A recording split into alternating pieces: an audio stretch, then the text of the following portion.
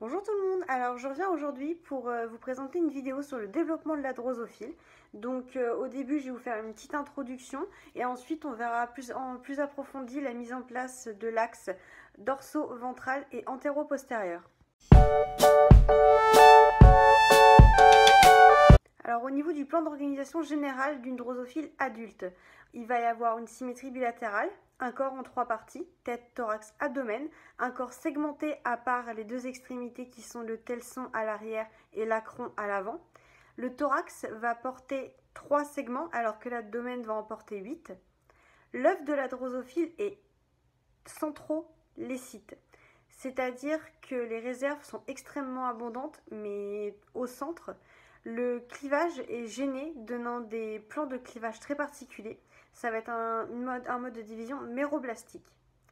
Le cycle de vie d'une drosophile est très rapide et se fait en 10 jours et les jeunes, quand ils vont naître, sont déjà matures. Chaque individu peut donner une dizaine d'individus, ça va être une fécondation interne et les spermatozoïdes vont être stockés dans les spermatèques. Le mode de division méroblastique, comme je viens de le stipuler, a été mis en évidence par une expérience avec un agent intercalant pour visualiser seulement l'ADN. Donc au début, la cellule va être plurinucléée, donc quand elle est comme ça, on appelle ça un syncytium. Les noyaux vont s'accumuler sans qu'il y ait de division cellulaire. On va être au stade syncytial, il va y avoir une accumulation de noyaux. Et à partir du 10e cycle, il va y avoir une grande partie des noyaux qui vont migrer en périphérie dans le cytoplasme cortical. Cette migration va forcer la membrane plasmique à s'intercaler entre les noyaux, ce qui va mener à l'individualisation des cellules et formation d'une membrane autour de chaque noyau.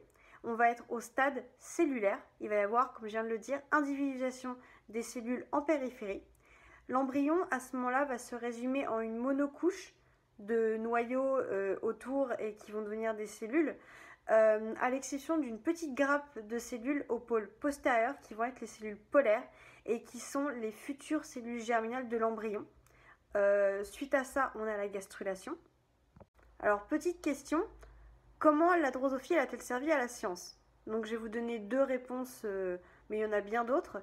D'abord, on a pu établir des liens entre les anomalies du développement et les anomalies génétiques.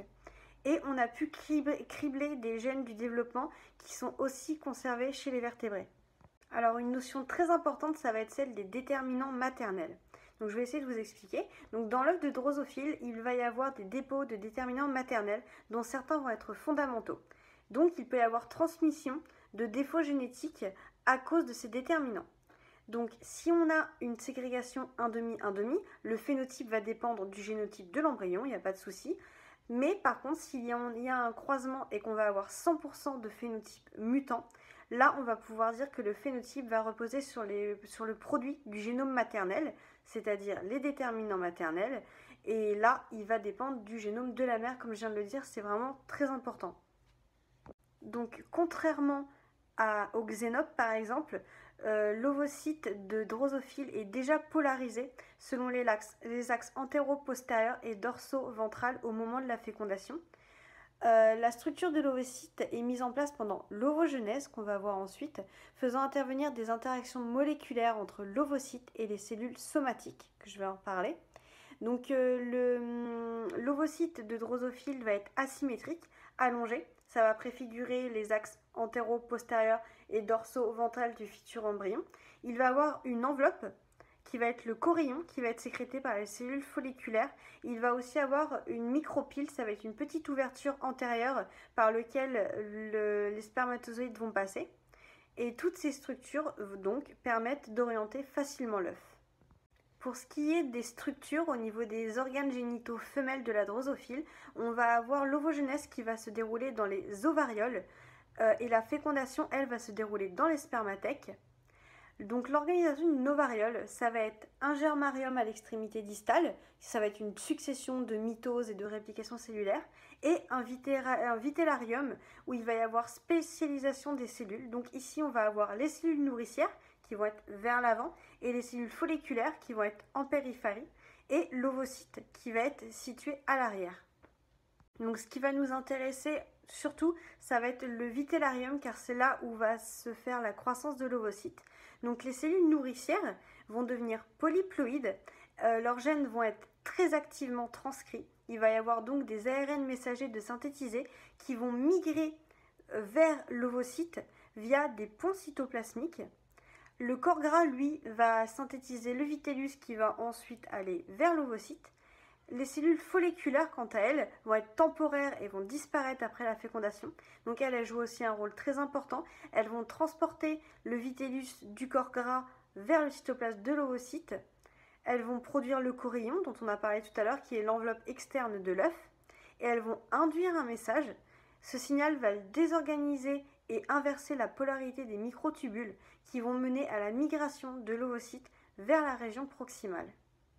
Voilà, donc alors là, on va rentrer dans le vif du sujet avec l'établissement d'abord de la polarité antéro-postérieure. Donc l'ovocyte, il faut savoir qu'il est silencieux au point de vue transcriptionnel, sauf pour un seul ARN messager, Gurken, qui va coder pour la protéine Gurken. Donc l'ovocyte va synthétiser l'ARNM Gurken. Il va y avoir traduction de la protéine Gurken avant la fécondation. Ça, c'est vraiment un point important parce que ça va être le seul ARN messager qui va être traduit avant et transcrit avant la fécondation.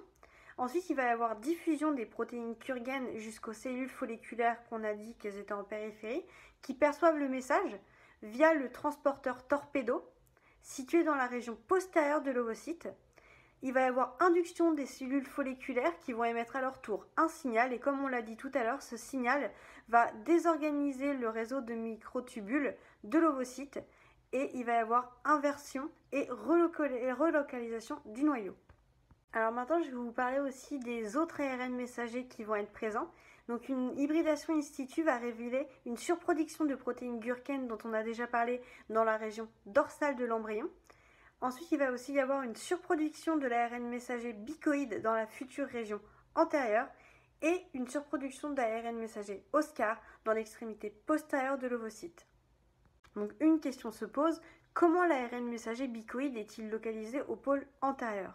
Donc l'ARN bicoïde va utiliser la dynéine, qui est un moteur moléculaire qui va être prise en charge via une protéine adaptatrice, qui est la protéine Shallow. Le complexe se dirige ensuite vers l'extrémité antérieure. Pour ce qui est de l'ARN messager nanos, on peut aussi se demander comment ça se fait qu'il soit au pôle postérieur. Donc ça va être grâce à l'ancrage du plasme germinal entre autres. Donc l'ARN messager nanos est synthétisé par les cellules nourricières comme on l'a vu tout à l'heure. Et ensuite l'ARN messager nanos est transporté dans l'ovocyte via les ponts cytoplasmiques et diffuse dans l'ovocyte grâce à un courant cytoplasmique. L'ARN messager Oscar entraîne avec lui l'ARN messager nanos qui sera retenu dans la région postérieure grâce à l'interaction avec la tige et le plasme germinal. Il va y avoir un système de rétention de l'ARN messager nanos par l'ARN messager Oscar. L'ARN messager nanos est dégradé après la fécondation, à l'exception de ceux qui vont être localisés dans la région postérieure, car ils sont associés, ou on peut dire retenus, par Oscar. Alors pour ce qui est de après la fécondation, ça va être bien différent. Maintenant, les ARN messagers vont être transcrits en protéines, donc la distribution va être très différente. Vers le pôle antérieur, on va avoir de l'ARN messager bicoïde.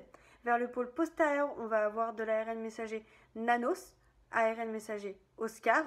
Dans le pôle antérieur, après fécondation, on aura toujours le bicoïde, mais on aura aussi du hunchback, des protéines hunchback.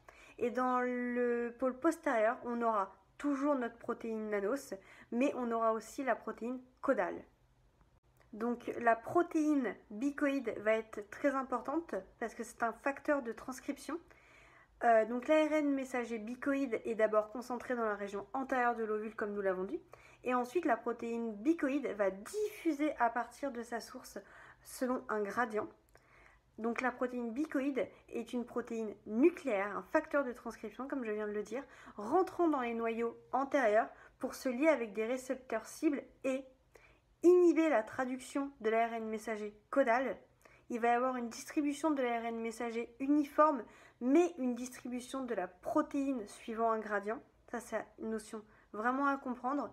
Et l'ARN messager caudal est traduit uniquement dans la région postérieure, où elle va pouvoir activer la traduction de l'ARN messager hunchback, et il va y avoir une distribution de l'ARN messager uniforme de hunchback, mais la protéine, elle, va suivre un gradient.